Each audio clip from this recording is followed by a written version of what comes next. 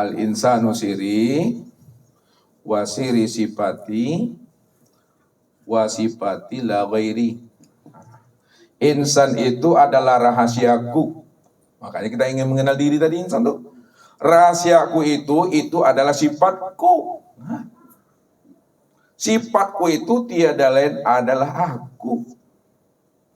Makanya yang dikatakan Allah, yang sifatku itu adalah Nur Muhammad tadi. Nur Muhammad itu yang sifatku tiada lain aku. Kalau sifat itu tiada lain aku, maka sebenarnya akulah yang sebenar-benarnya aku tuh. Tak ada siapa-siapa. Itulah kuncinya. Siapa yang kenal dirinya, pasti dia kenal akan Tuhannya. Siapa aku tuh? Yang aku tuh yang sifat. Yang siapa yang sifat? Ini yang namanya Nur Muhammad. Siapa Nur Muhammad? Itu yang sebut namanya sir. Siapa yang sir itu yang ruh. Siapa yang ruh itu yang nafas. Siapa yang nafas itu yang nyawa. Siapa nyawa itu yang si hayat. Siapa yang sebenarnya hayat itu ya diri. Siapa yang diri itu Tuhan. Allah itu yang diri yang awal. Allah itu diri yang sejati. Allah itu yang seakmal diri. Allah itu yang sebenar-benarnya diri. Itulah sebabnya man arofa nafsahu faqad arofa rabbahu. Siapa yang kenal dirinya, pasti dia kenal akan Tuhannya. Siapa yang telah mengenal Tuhan, siapa yang telah mengenal Allah, dipastikan dirinya itu betul-betul mati.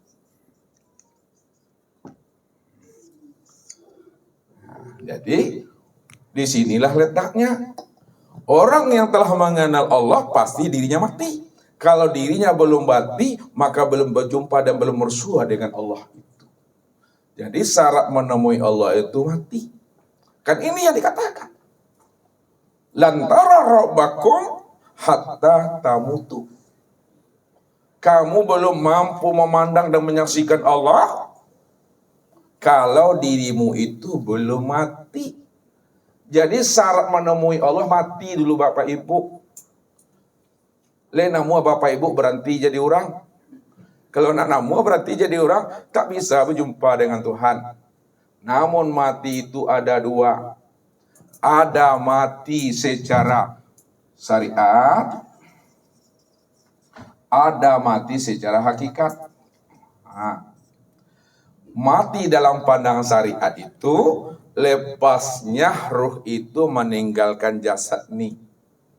Lepasnya ruh itu meninggalkan cangkang ini ya. Kotak tuh. Kalau Ustadz mati hari ini, ya, itu Ustadz ditanam sama orang tuh. Habis ditanam, dibuatkan batu nisannya. Dibuatkan nama situ, nama Iswardi. Tanggal lahir Pekanbaru, tanggal 20 bulan 5 tahun 72. Nomor HP saya nak ditulis di situ 083 balik. Ditanam nih. Ini mati secara syariat. Makanya mati secara syariat dibilang orang namanya almarhum. Padahal walaupun orang mengatakan dirinya almarhum, kalau dia tidak mengenal Allah, maka panggilannya bukan almarhum, panggilannya al-mal'un. Bukan al-ma'un, al-mal'un. Orang yang dilaknat Tuhan. Walaupun dia mati berpisah tubuh dengan ruh, berpisah ruh dengan tubuh, ditanam dia. Kan di situ dibilang tuh, innalillahi wa inna ilaihi raji'un, telah berpulang ke rahmatullah salah seorang jemaah kita, Tarekat Naqsabandiyah Qadiriyah. Pandang-pandang lah. Almarhum disebut. Tapi kalau dia tidak mengenal Allah, tidak disebut almarhum. Orang yang mendapatkan gelar almarhum, yang dirahmati adalah orang yang mati, yang telah mengenal akan Tuhannya. Tapi kalau dia tidak mengenal Tuhan, al-mal'un. Itu mati secara syariat. Kalau belum berjumpa Tuhan, sebelum datangnya Israel, sangsai sangsaru Bapak Ibu. Ini yang katakan oleh lagu tuh, menangis mayat di pintu kubur. menyesal. Namun mati dalam pandang hakikat inilah makna yang sebenarnya.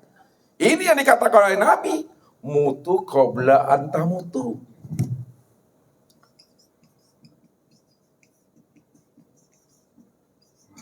Matikan dirimu sebelum dirimu mati. Matikan diri sebelum ajal sampai. Matikan diri sebelum Israel datang. Matikan diri di dalam hidup. Matikan diri sebelum habis usia umurmu. Apa maksudnya mati sebelum habis usia umur? Mati di dalam hidup. Maksudnya itu, matikanlah rasa keakuan dirimu yang merasa dirimu itu yang wujud. Nah, ini dia. Matikan rasa keakuan dirimu yang merasa dirimu yang wujud. Matikan rasa keakuan dirimu yang merasa dirimu itu yang sama. Matikan rasa keakuan dirimu yang merasa dirimu itu yang basar. Yang merasa dirimu itu yang bersifat kalam, ilmu, qudrat, iradat, dan hayat. Kalau telah mati, akan rasa keakuan dirimu yang bersifat wujud, yang sama basar kalam, ilmu, qudrat, iradat, dan hayat, maka disitulah kamu akan menyaksikan Allah betul-betul nyata, senyata-nyatanya, sempurna dia disebut dengan insan itu. Ya, sempurna. Sebab kalau diri kita ini telah mati, dah tiada, maka siapa yang wujud yang ada tuh? Yang ada tuh hanya Allah. Kalau diri kita dah betul-betul tuli, maka siapa yang sebenarnya mendengar tuh? Allah. Kalau diri kita ini telah betul-betul mati buta, siapa yang sebenarnya melihat? Allah.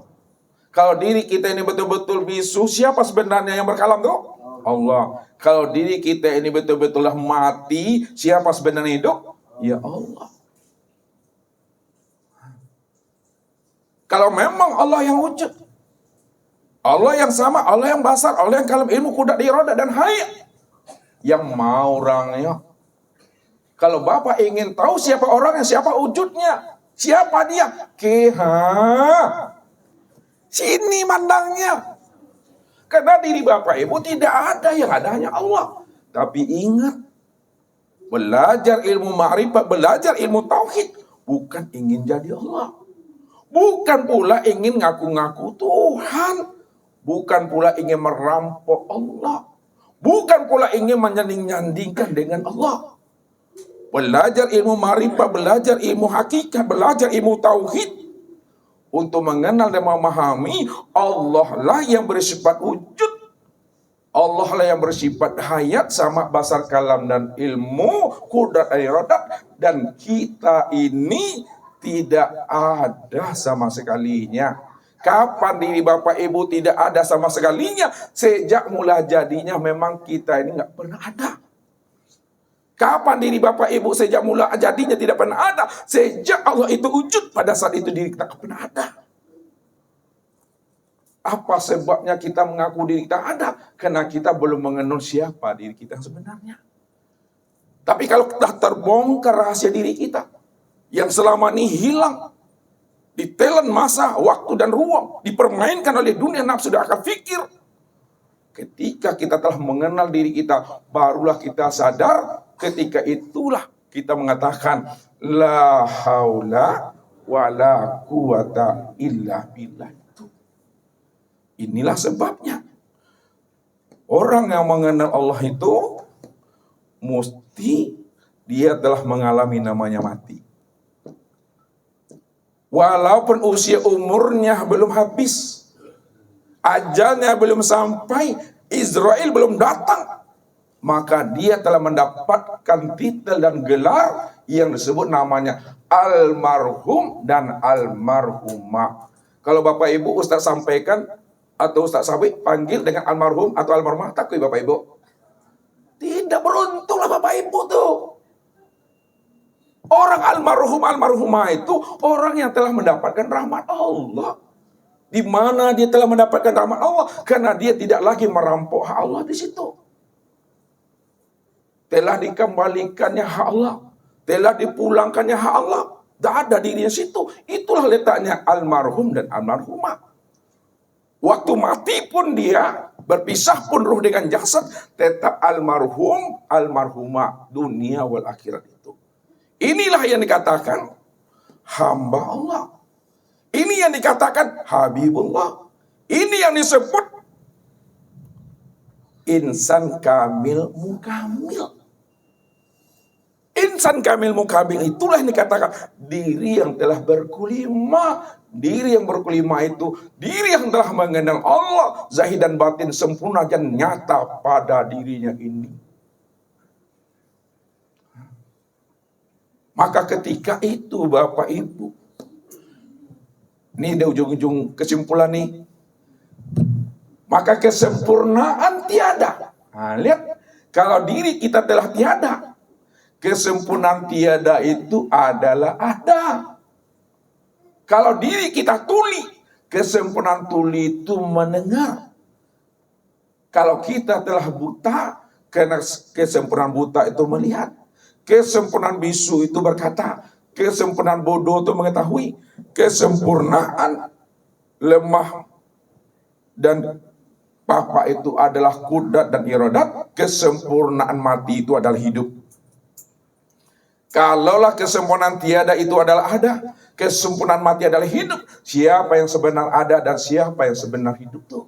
Yang sebenar ada dan sebenar hidup itu tiada lain adalah Allah. Itu yang Ustaz bilang. Dan sempurnalah pengenalan Allah itu nyata pada diri kita. Ketika itu, apabila dirinya telah mati, maka nyatalah Tuhan itu. Maka ditulis lagi kok Pak Haji.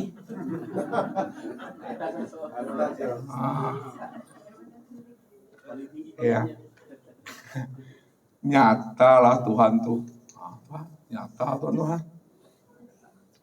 Hah? Nyata Allah tuh. Di situlah letaknya Allah mengatakan wal awalu wal akhiru wa zahiru wal batin. Aku yang awal. Awal aku tak ada ujungnya. Tidak ada namanya permulaannya. Aku pula yang akhir. Akhirnya aku tak ada kesudahannya. Tak ada pangkalnya. Aku pula yang zohir. Zohirnya aku tiada berbentuk dan berupa. Namun segala bentuk dan rupa itu tiada lain nyatanya akan wujud kezohiran aku. Aku pula yang batin. Batinnya aku tiada tersembunyi. Karena aku telah wujud dan segala yang adalah bentuk rupa yang berbeda dalam bentuk wujud yang lain. Maka yang menjadikan sesuatu itu yang jadi sesuatu. Yang menjadikan diri itu yang jadi diri. Yang menjadikan insan itu yang jadi insan. Yang menjadikan Adam itu yang jadi Adam. Yang menjadikan Muhammad itu yang jadi Muhammad. Itu bahasa syariat. Namun pahami makna di balik bahasa syariat adalah bahasa hakikat. Allah itu tidak pernah menciptakan dan menjadikan. Semua yang wujud, semua yang ada adalah tajalli min tajaliyatillah, adalah kenyataan untuk memandang nyatanya akan wujud diri Allah. Itulah kata Allah. Allah yang awal, Allah yang akhir, Allah yang zahir, dan Allah yang batin. Tidak ada yang awal yang bukan aku, karena yang awal itu aku. Tidak ada yang akhir yang bukan aku, karena yang akhir itu juga aku. Tidak ada yang zahir yang bukan aku, karena yang zahir itu aku. Tidak ada yang batin yang bukan aku, yang batin itu aku. Maka Allah itu segala yang wujud, dan segala yang wujud itulah nyatanya Allah itu. Maka ketika itu nyatalah Tuhan itu. Apa kata Allah? La ilaha illahu kullu syai'in halikun illa wajhahu.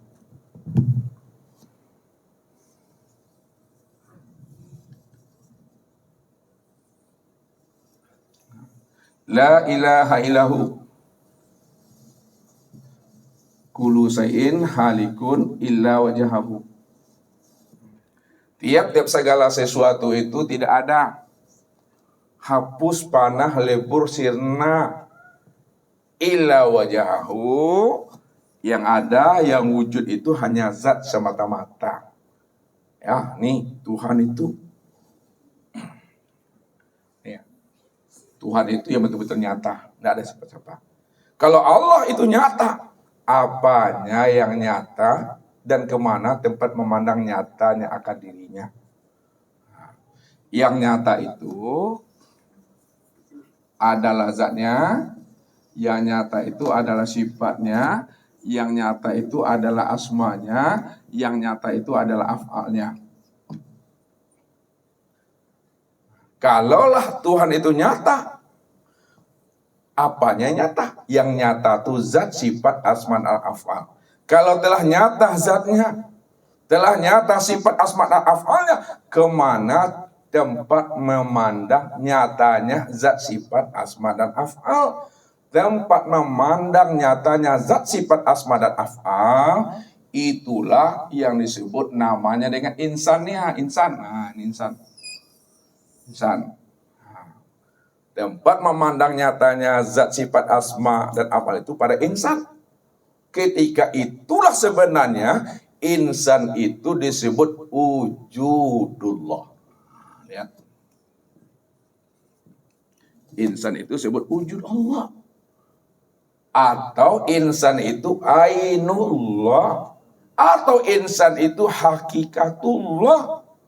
Insan itulah nyatanya Allah. Insan itulah yang sebenar-benarnya wujud Allah itu. Kemana tempat memandang zat itu pada insan? Kemana tempat melihat sifat itu pada insan? Kemana tempat memandang asma dan af'al itu pada insan? Lihat. Tempat memandang zat pada insan, itu yang disebut namanya sir. Nah, tadi memandang zat pada insan ini, itu yang sir. Makanya dikatakan rahasia kita itu adalah rahasia zat Tuhan. Ini yang disebut wajah alallahu min ibadi jun'an. Dirimu itu adalah bagian daripada rahasia diri aku tuh. Yang kedua, tempat memandang sifatnya pada insan, itu yang disebut namanya ruh. Nah, ini ruh. Jadi ruh itu yang dikatakan sifat Allah. Sifat yang 7 tuh. Nih. Sama basar, kalam, ilmu, qudrat, iradat tuh. Tempat memandang asma pada insan, itulah pada hati. Tempat memandang af'al Allah pada insan, itulah pada perbuatan tubuh. Jadi, tempat memandang af'al Allah nyata pada tubuh, tempat memandang asma Allah pada hati, tempat memandang sifat Allah pada ruh, tempat memandang zat Allah itu pada sir.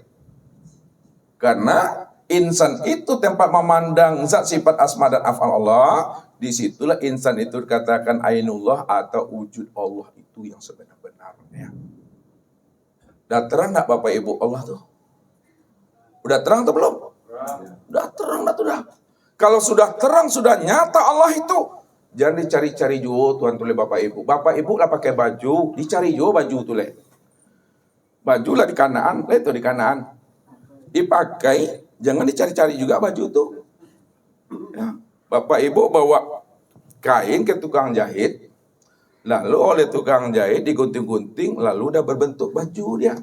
Bapak Ibu tanya juga lagi, Pak tukang gunting, tukang kain, makai nambo. Kain tadilah menjadi baju.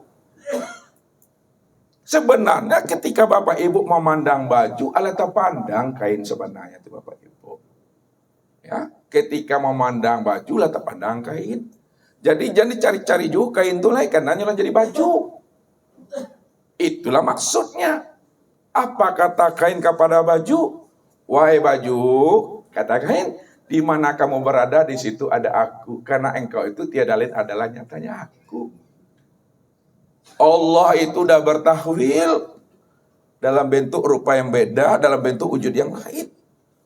Kenalilah tahwil Allah itu. Kalau Allah sudah bertahwil dalam bentuk rupa yang berbeda, wujud yang lain, sebenarnya segala bentuk dan rupa itu tiada lain adalah kenyataan daripada tahwil aku. Jadi ketika kamu memandang apapun, mestinya yang terpandang itu adalah aku. Contoh Bapak Ibu, Ini gelas terbuat daripada kaca, kan begitu? Ketika Bapak Ibu memandang gelas, bisakah Bapak Ibu memandang kaca pada gelas itu? Bisa. Bagaimana cara memandang kaca pada gelas? Hah? Kayaknya sih. Lihat, saya antarkan. Kenapa kebanyakan manusia tidak mampu memandang kaca pada gelas? Karena pandangan manusia itu selalu tertipu memandang bentuk dan rupa. Ketika kaca sudah menjadi gelas, tak mampu dia memandang kaca itu pada gelas. Kenapa? Kaca itu sudah berbentuk gelas. Lalu bagaimana supaya kita mampu memandang kaca pada gelas? Diapakan gelas ini? Dipecahkan dia. Ketika gelas itu udah pecah Bapak Ibu, udah berkeping-keping dia, udah hilang bentuknya, udah hilang rupanya, barulah nampak kaca yang sebenarnya. Makanya ketika kita keluar dari rumah, tak pakai sendal, kita membersihkan halaman kita, masuk kaca di kakinya. Kita tidak akan pernah tahu kaca apa itu sebenarnya masuk. Kaca gelas, piring, semprong, atau kaca-kacaan. Tidak tahu kita, karena dia tidak ada bentuk dan rupanya. Jadi pecahkan kaca itu, gelas itu sepecah-pecahnya baru nampak kaca itu yang sebenarnya. Maknanya apa? Kenapa manusia tak mampu memandang Allah? Karena manusia itu selalu tertipu memandang bentuk dan rupa. Lalu bagaimana jalannya supaya manusia itu mampu memandang Allah yang telah nyata pada dirinya? Diapakan manusia itu? Dipecahkan. Ini udah di rumah. Kalau gelas dipecahkan. Kalau kain, baju diapakan? Ditanggalkan jahitnya. Kan begitu. Tanggalkan jahitnya, baru nampak kain itu. Kalau ingin melihat benangnya, tanggalkan jalinannya. Tendunan itu. Kalau ingin melihat kapasnya, sobek-sobek pandang itu. Nampak kape itu. Kalau manusia ingin melihat Allah, hapuskan wujudnya, hapuskan sifatnya, fanakanlah wujud dan sifat kita. Kalau kita sudah paham dan mengerti, kita tiada wujud dan kita tiada bersifat, ketika itu nyatalah senyata-nyatanya Allah itulah yang wujud, Allah itu yang bersifat. Pada saat itu terangan nyatalah Allah itu. Rupanya Allah yang kita cari selama ini tiada di mana-mana, karena diri Allah itu inilah nyatanya dirinya yang disebut namanya insan itu. Kalau Jo nak nampak sama bapak ibu, ayo tuh ya butuh sangi. Nah itu mah. Itu butuh sangi. Sangat-sangat buta. Ya kan? Padahal kaca ini udah jadi gelas ya. Tak tahu juga kita memandang kaca pada gelas, ini yang butuh sange itu sangat-sangat buta. Panik aku tuh.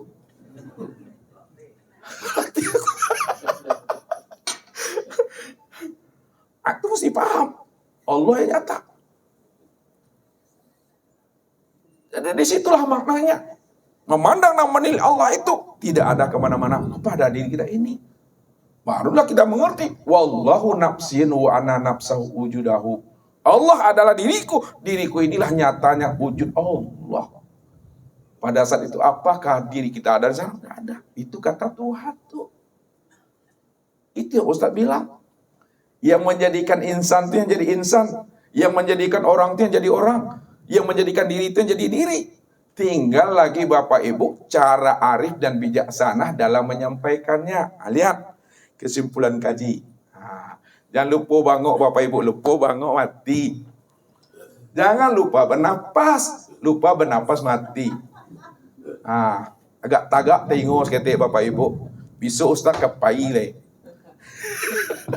Kesimpulannya lihat. Payah aku mencarinya. Kita buat bahasa Indonesia insan. Di kesimpulannya baik-baik memahaminya. Lihat. Kan Allah cuma yang ada tadi itu. Allah cuma yang wujud, Allah yang nyata, tidak ada siapa-siapa. Karena Allah itu mutlak wujudnya. Allah itu dikatakan mutlak Tidak ada wujud yang lain lagi selain daripada dirinya. Kalau masih ada wujud yang lain selain dirinya, berarti dia tidak mutlak itu. Yang dikatakan mutlak itu, kok buleknya lebih bisa diguliangkan, picak lah bisa dilayangkan. Kurang paham? Kok panek menju, kok lapar makan, kok awi minum. Selesai mengaji pulangnya waleh. Artinya apa? Lihat. Orang yang sudah bulat itikat jasamnya itu, tak ada yang terpandang lagi yang lain melainkan hanya Allah semata-mata. Pejam mata nampak Allah, buka mata nampak Allah. Sadar kita belum tidur nampak Allah, tidur juga nampak Allah. Karena dia yang memandang, dia yang menjamkan mata, dia yang buka mata, dia yang duduk, dia yang diam tuh. Tidak ada siapa-siapa. Dari ujung rambut sampai ujung bawah yang sebatangnya aku tuh. Tuh mesti pahami. Tidak ada siapa-siapa di situ. Tapi jangan ngaku-ngaku. Tak boleh disahirkan. Yang ada di dalam hati ini tak boleh dizahir-zahirkan. Contoh aja lah. Ustaz pakai celana hitam nih Yang rancaknya di luar, yang buruknya di dalam. Kan itu tuh. Sekarang Ustaz tukar celana Ustaz ini, Ustaz putar balik dia. Yang di dalam tuh Ustaz keluarkan, yang di luar ini Ustaz kedalamkan. Apa dibilang orang tuh? Sewai, lakan naik mah. Masa yang di dalam itu dikeluarkan tetap tergantung sakunya. Jadi yang di luar tetap di luar, yang di dalam tetap di dalam. Namun ingat, yang di luar bukan berarti di dalam, yang di dalam bukan berarti di luar dia. Lihat maminya. Ini ujung nih, ini ujung. Makanya Ustadz ingatkan ujung-ujung nih. Jangan lupa bernapas, lupa bernapas mati itu. Siapa yang tidur kami takilkan sama-sama. Lihat kesimpulannya. Insan secara ilmu syariat, insan ini disebut namanya hamba Allah. Jadi secara ilmu syariat, insan itu disebut dengan hamba Allah. Insan secara ilmu thariqat maka disebut namanya bayang-bayang Allah atau mir'atillah, cermin Allah. Jadi cermin Allah, bayang-bayang Allah menurut orang thariqat itu yang disebut hamba Allah dalam pandang syariat. Hamba Allah dalam pandangan syariat, bayang-bayang Allah dalam pandangan orang thariqat. Itu mesti pahami itu.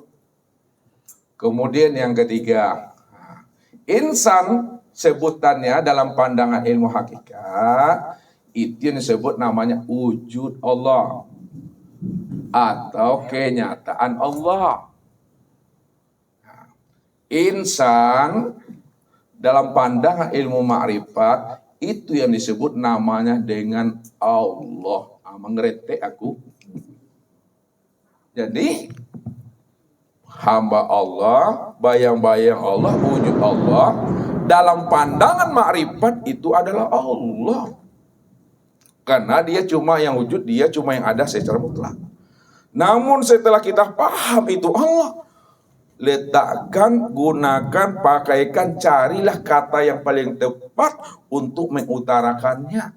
Rahasiakanlah diri Allah itu pada insan, walaupun insan itu bukanlah kenyataan diri Bapak Ibu. Akan tetapi kenyataan dirinya Allah. Namanya banyak, dirinya cuma satu. Seorang tuh. Jadi orang menyebut hamba Allah, disebut pula oleh kita Allah. Situ yang kacaunya itu. Bijaksanalah sedikit. Kalau kita sudah bijaksana, insya Allah, tak ada ilmu itu disesatkan orang. Karena ilmu Al-Quran nih. Karena waktu aja terbatas nih Bapak Ibu. Ya, kehendak Ustaz kuyak-kuyak kaji itu. Ya, kalau ingin tahu jawabannya, kena ada patuh, tunggulah pesan-pesan berikut ini. Ini yang sebenarnya. Itu Allah tuh. Dikunci oleh Nabi. Ini penabi yang menutupnya. Apa kata Nabi? Man arafallah fahuwallah.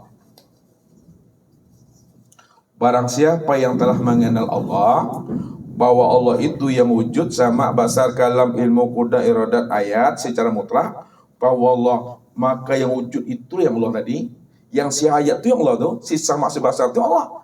Ketika itu kata Nabi kala lisanahu, maka kelulah lidahmu, kata yang tiada terkatakan, diam 1000 bahasa, hening di dalam keheningan. Makanya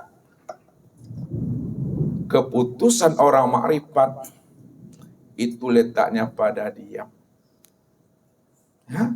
Bukan pada kata-kata. Kalau dikatakan keputusan orang makrifat itu, kesempurnaan makrifat itu pada kata-kata, ketika dia diam tentu hilang makrifatnya.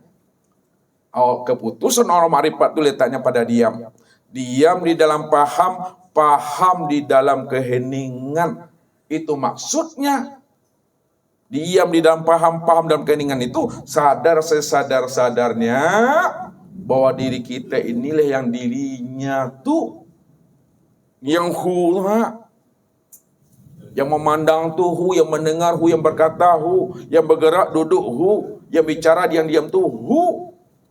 Hu itu aku Allah. Innani anallah la ilaha illa ana. Aku ini Tuhan, namaku Allah. Tidak ada yang lain melainkan aku. Dia cuma yang ada.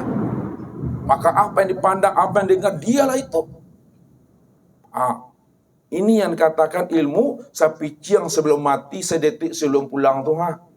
Tahu-tahu sepiciang sebelum mati tuh. Sepicing lah, tahu sepicing.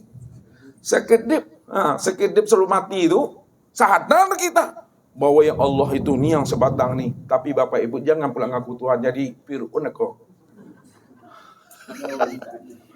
Tak boleh. Jadi kalau udah paham, cukuplah diam, buktikanlah bahwa kita ini adalah orang yang telah mengenal Allah. Orang yang mengenal Allah, maka hidupnya menjadi rahmatan lil alamin dan rahmatan bil alamin. Nampak sayang kepada suami, nampak sayang kepada bini, nampak sayang dan terhati sopan santunnya kepada anak. Makanya ayah bundanya menjadi contoh dan teladan di dalam keluarganya tadi. Tak ada orang mengenal Allah, ayam, kambing keluar dari sininya. Tak ada. Orang yang telah mengenal Allah, maka pandangannya itu memandang dengan pandangan Allah. Dia mendengar dengan sami'nya Allah. Dia berakhlak dengan akhlaknya Allah. Tahallaku bi tahalakillah. Berakhlaklah kamu seperti akhlaknya Allah. Begitulah Nabi mengatakan, adabani rabbi fa ahsana ta'dibi. Adabku, akhlakku.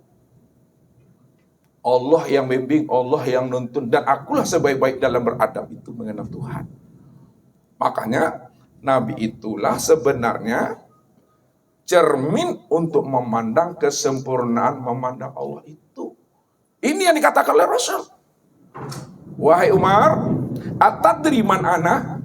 Wahai Umar, kamu tahu nak siapa rahasia aku yang sebenarnya? Ma'adri ya Rasulullah. Aku tidak tahu siapa rahasia engkau ya Rasul. Apa kata Rasulullah?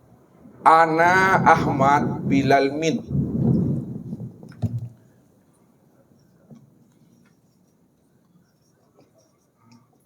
Aku ini Ahmad, tidak ada huruf mim. Kalau Ahmad tidak ada huruf mimnya, apa bacanya Pak Ibu? Ahad. Ahad itu apa artinya? Esa tunggal yang tiada berbilang. Kalau ahad itu esa tunggal yang tidak berbilang, apa makna hakikat daripada ahad itu? Lihat, ahad ada berapa huruf? 3. Apa saja itu hurufnya? Alif, apa lagi? Apa lagi? Ada. Alif itu maknanya Allah. Ha itu maknanya Muhammad. Dal itu maknanya adalah Adam. Itu maknanya Allah itu namaku, Muhammad itu wujudku, Adam itu rupaku, insan itu rahasiaku. Aku yang menanggungnya, aku yang menanggung zatku, sifatku, asmaku, dan afalku surang. Tidak ada siapa-siapa. Itu udah katam tuh Bapak Ibu. Udah liko Bapak Ibu tuh, sudah bermuajahah Bapak Ibu tuh. Sudah bertatap wajah tuh. Kalau kita sudah liko bertatap wajah, kok mati-matinya oleh. Tidak perlu ditakian loh. Kenapa? Karena sejak mula jadinya kita tidak hidup dan kita tidak pernah mati. Siapa yang takut mati? Karena dia merasa dirinya hidup. Padahal diri kita ini tidak hidup dan tidak mati. Hidup dan mati kita itu kena kudratillah wal iradatillah. Ya, pahamilah itu. Kalau udah paham itu, maka disitulah Bapak Ibu, diri Bapak Ibu sudah berkulimah. Jadi la ilaha illallah yang Bapak Ibu baca tuh ala jale orangnya tuh. La ilaha illallah, la ilaha illallah, la ilaha illallah. Ketika Bapak Ibu mengatakan la ilaha illallah, tidak ada Tuhan yang wujud dan yang nyata melainkan Allah, yang mau orangnya, Bu. Halo. Hah? Ini keputusan nih. Ya. Kalau belum dapat, belum jumpa dengan Tuhan, jangan pulang dulu. La ilaha illallah, la ilaha illallah. Tidak ada yang wujud dan yang nyata, melainkan yang wujud dan nyata itu hanya Allah. Yang mana orangnya?